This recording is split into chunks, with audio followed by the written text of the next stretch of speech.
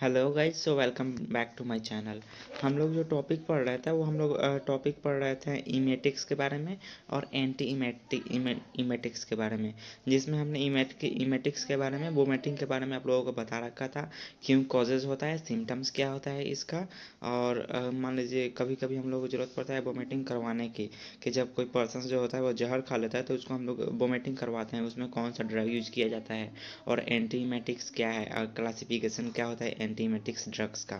अगर आपने वो वीडियो नहीं देखा है तो वो वीडियो जस्ट आप आके देख लीजिए।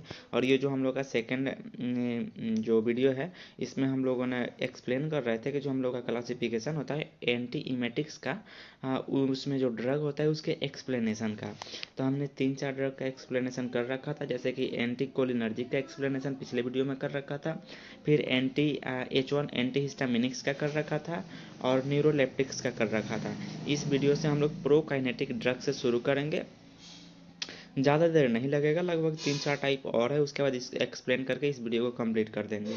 देन हम लोग का emetics and anti emetics complete हो जाएगा। ओके, तो चलिए हम लोग शुरू करते हैं। ठीक, कि हम लोग का प्रोकाइनेटिक ड्रग क्या है। तो उसके पहले कि आप लोग ये समझ लीजिए कि जो इमेटिक्स होता है वो हम लोग का एक रिफ्लेक्स एक्शन होता है।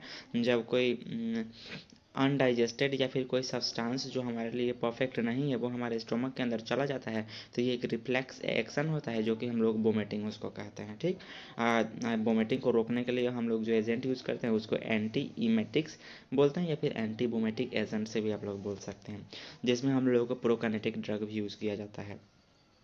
तो जो हम लोग का प्रोकाइनेटिक ड्रग होता है वो बेसिकली एंटी इमेटिक्स में यूज़ किया जाता है, जिसमें ड्रग्स में हम लोगों को बेसिकली आता है डोमपेराडिन आता है, मेटोक्लोप्रामाइड आता है, सीसाप्राइड आता है, मोसाप्राइड आता है। ओके, तो जो प्रोकाइनेटिक ड्रग होता है ना, ये बेसिकली हमारे स्टोमक में जाता है और हमारा स्टोमक में जैसे कि हम लोग का नहीं होता है, स्टोमक जैसे ठीक से खाली नहीं हो पाता है ठीक से। तो जो हम लोग का प्रोकाइनेटिक ड्रग होता है, 1 मिनट। हाँ, तो जो हम लोग का प्रोकाइनेटिक ड्रग होता है ना, 1 मिनट। जो हम लोग का प्रोकाइनेटिक ड्रग होता है ना, ये बेसिकली हमारा जो डाइजेस्टिव ट्रैक्ट होता है उसको एस्टुमुलेट कर देता है। कैसे एस्टुमुलेट करता है, इसका डिफरेंट मैकेनिज्म ऑफ एक्शन होता है। जैसे कि ये जो ड्रग्स दिया गया है ना, इन सब का डिफरेंट एमओए होता है। ठीक, वो अभी जस्ट हम लोग आगे पढ़ेंगे।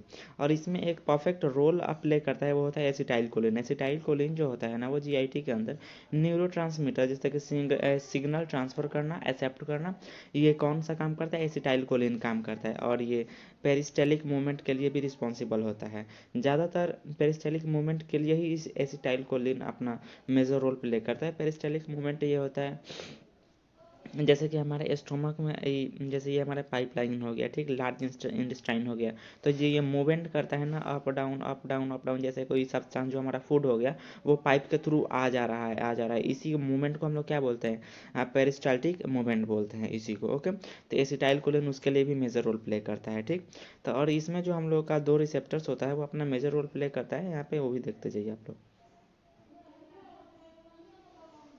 ठीक, जैसे कि 5-HT4 receptor increase the release of ACH, acetyl choline. मतलब कि हमारे स्टोमक में जो 5-HT4 रिसेप्टर होता है ना, वो किसके रिलीज को इंक्रीज करता है, एसिटाइल कोलिन के रिलीज को इंक्रीज करता है। और जितना ज़्यादा एसिटाइल कोलिन रिलीज होगा उतना ही जो ये पेरिस्टाल्टिक मूवमेंट है उतना ही ज़्यादा होगा। और जो D2 और 5H2 होता है, 5HT2 रिसेप्टर्स होता है, वो इनहिबिट कर देता है रिलीज को।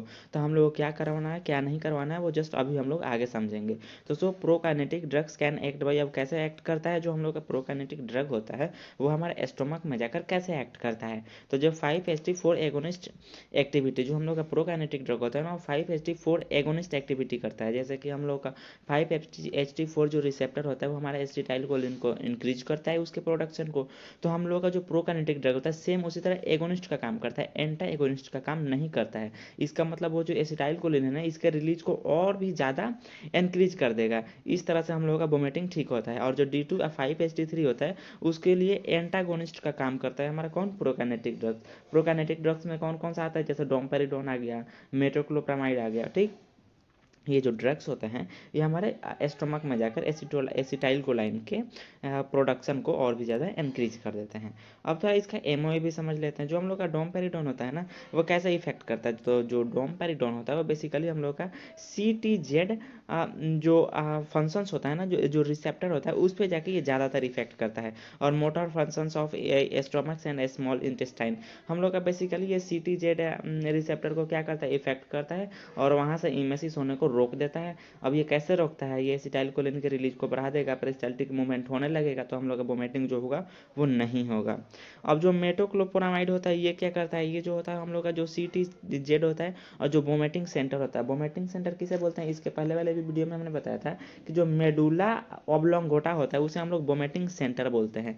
तो जो मेटोक्लोप्रामाइड ड्रग होता है ना, ये क्या करता है, जो CTZ और वोमिटिंग सेंटर है इनके बीच जो मैसेजेस होते हैं उसको ब्लॉक कर देता है। और जब ये मैसेजेस मान लो जो बातचीत इन दोनों के बीच होगी ही नहीं तो वोमिटिंग कहाँ से होगा, वोमिटिंग नहीं होगा। तो ऐसे काम करता है हम लोग का डोमपेरिडोन और मेटोक्लोप्रामाइड। ओके, अब हम लोग देखते हैं कि आगे क्या है। आगे एक और ड्रग होगा हम लोग का, एक मिनट, मेटोक्लोप्रामाइड।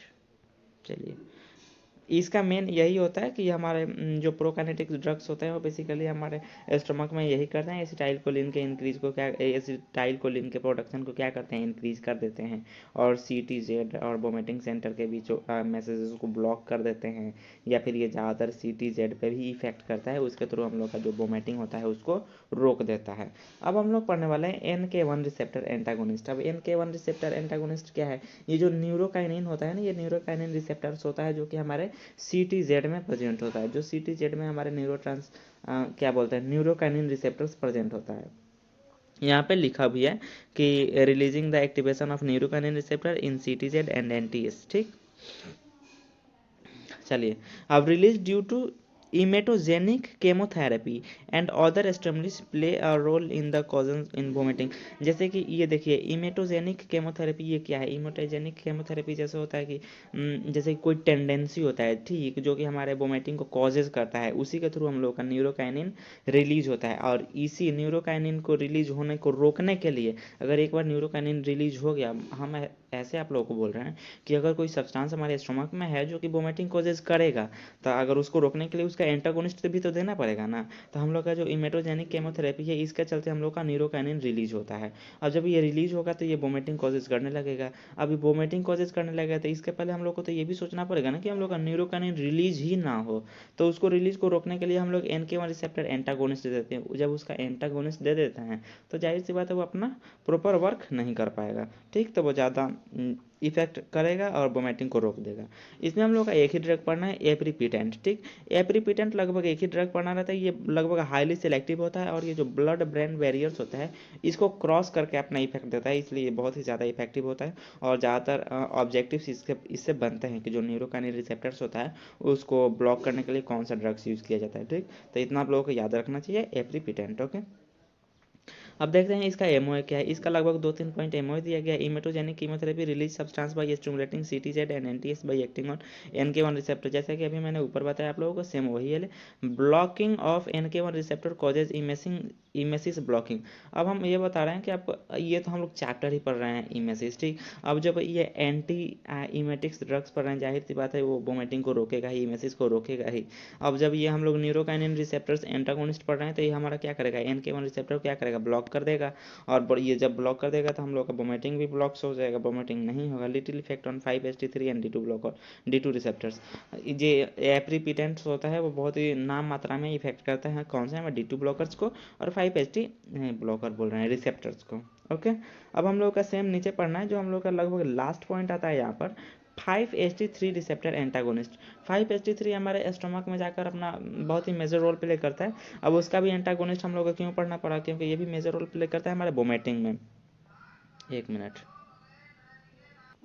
चलिए, तो हम लोग कहाँ थे, 5HT रिसेप्टर कहते हैं। तो जो हम लोग का 5HT3 रिसेप्टर्स होता है ना, बेसिकली क्या करता है, जो हम लोग का इन्फॉर्मेशन होता है वो ट्रांसफर करता है किसके बीच, जो हम लोग का गैस्ट्रोइंटेस्टाइनल ट्रैक्ट होता है और जो हम लोग का एंटेरिक नर्वस सिस्टम हम लोग का जो ब्रेन में प्रेजेंट होता है, इसके बीच हम लोग का जो इन्फॉर्मेशन होता है, सिग्नल्स होता है, वो बेसिकली ट्रांसफर करता है। मेजर रोल प्ले इसमें भी करता है, जैसे कि हम लोग का, जैसे अभी मैंने बताया पेरिस्टाल्टिक मूवमेंट में भी 5HT3 रिसेप्टर्स ज़्यादातर अपना मेजर रोल प्ले करता है। अब जब इस तरह वो वर्क करेगा तो ये वोमिटिंग को भी कॉजेज कर सकता है। इसके लिए हम लोग इसका एंटागोनिस्ट यूज करते हैं। सबले ज़्यादा अगर पूछा जाता है ना ऑब्जेक्टिव, इसमें ये ओंडासेट्रोन को लेकर पूछा जाता है, ठीक। तो इतना आप लोग याद रखिएगा, 5HT3 रिसेप्टर एंटागोनिस्ट में हम लोग ओंडासेट्रोन यूज करते हैं और ग्रेनिसेट्रोन यूज करते हैं। तो जो ओंडासेट्रोन होता है वो क्या करता है, ondansetron developed to control cancer, chemotherapy, radiotherapy induced ulcer. जो हम लोग का ओंडासेट्रोन्स होता है ना, वो बेसिकली कैसे वर्क करता है, तो जो हम लोग का कई बार ये भी सवाल पूछा गया कि ओंडासेट्रोन किस में यूज किया जाता है, तो जो ओंडासेट्रोन्स होता है ना, वो basically cancer, chemotherapy induced ulcer जो होता है उसमें यूज किया जाता है, और जो रेडियोथेरेपी इंड्यूस्ड अल्सर होता है उसमें यूज किया जाता है। और इसका साइड इफेक्ट क्या होता है, हेडेक इसका साइड इफेक्ट होता है। इसमें आप लोगों को ज़्यादा कुछ याद नहीं करना, बट जितना लिखा हुआ है उतना आप लोग लिख लीजिएगा, बाकी आप लोग याद कर लीजिएगा। और जो दूसरा आता है वो आता है आपका ग्रेनिसेट्रॉन। ग्रेनिसेट्रॉन जो होता है वो 10 to 15 टाइम्स मोर पोटेंट होता है किससे, ऑन्डासेट्रॉन से, ओके। और इसमें ट्रांसडर्मल पैच भी अवेलेबल होता है। अब इसमें हम लोग जब इतना पढ़ ही लिए हैं तो इसमें कुछ इंपॉर्टेंट ड्रग्स पढ़ लेते हैं, ड्रग्स ऑफ चॉइस, जो कि हम लोगों के लिए इंपॉर्टेंट होता है, ओके। देखिए यहाँ पे लिखा है drug of choice for different emetic condition. हम लोग के डिफरेंट इमेटिक कंडीशंस में हम लोग कौन सा ड्रग ऑफ चॉइस है, कौन सा ड्रग्स प्रेफर करना चाहिए, कौन सा ड्रग्स प्रेफर नहीं करना चाहिए। तो पहला नंबर आता है हम लोग का मोशन सिकनेस। जो हम लोग का मोशन सिकनेस होता है, मान लीजिए हम लोग कहीं ट्रैवल करते हैं और उस टाइम हम लोग का वोमिटिंग हो रहा है, वोमिटिंग नहीं होना चाहिए, उसमें कौन सा ड्रग प्रेफर करेंगे, हाइयूसिन प्रेफर करेंगे। अगर हाइयूसिन नहीं है तो हम लोग का साइक्लिजाइन प्रेफर कर देंगे, प्रोमेथाजिन प्रेफर कर देंगे। लेकिन इसमें ड्रग ऑफ चॉइस क्या होता है, हाइयूसिन होता है। ये हम लोग इसके पिछले वीडियो में भी इसको कवर कर रखा था। जो दो नंबर हम लोग का आता है वो होता है vomiting due to cytotoxic drug. जो हम लोग का वोमिटिंग होता है अगर किसी साइटोटॉक्सिक ड्रग्स की वजह से हो, साइटोटॉक्सिक्स की वजह से हो, तो उसमें कौन सा ड्रग्स प्रेफर करना चाहिए, ओंडासेट्रोन प्रेफर करना चाहिए। बट ओंडासेट्रोन इस तरह सिंगल नहीं दिया जा सकता, इसलिए हम लोग उसमें और ड्रग्स मिक्स करेंगे, जैसे डेक्सामेथासोन और एप्रीपिटेंट, इसको मिक्स करके देंगे, सिर्फ ओंडासेट्रोन नहीं देंगे। और जो सेकंड नंबर पे उसको दे सकते हैं मेटोक्लोप्रोमाइड दे सकते हैं, डेक्सामेथासोन दे सकते हैं, डाइफेनहाइड्रामाइन दे सकते हैं, इसको मिक्स करके दे सकते हैं। कब दे सकते हैं, जब ये कंडीशन हो। 3 नंबर आता है vomiting due to other drugs. जब किसी अदर ड्रग्स की वजह से हम लोग का वोमिटिंग हो तो उसमें कौन सा ड्रग्स प्रेफर करना चाहिए, तो उसमें हम लोग को करना चाहिए क्लोप्रोमाजाइन, ओके, और मेटोक्लोप्रामाइड। ये हम लोग का 2 ड्रग्स दिया गया है जो कि हम लोग इस कंडीशन में प्रेफर किया जाता है।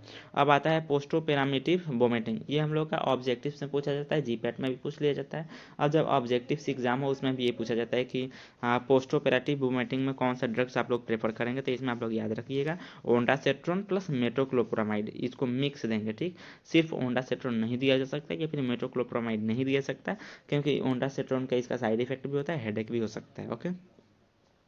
Vomiting in pregnancy, morning sickness. जो मॉर्निंग सिकनेस होता है उसमें हम लोगों का कौन सा ड्रग दिया जा सकता है, ठीक। उस टाइम भी हमने आप लोगों को बताया था, इसमें आपको डॉक्सीलामाइन दिया जा सकता है, डाइक्लोमाइन दिया जा सकता है, पायरोआइडोक्सिन दिया जा सकता है, साइक्लिजिन दिया जा सकता है।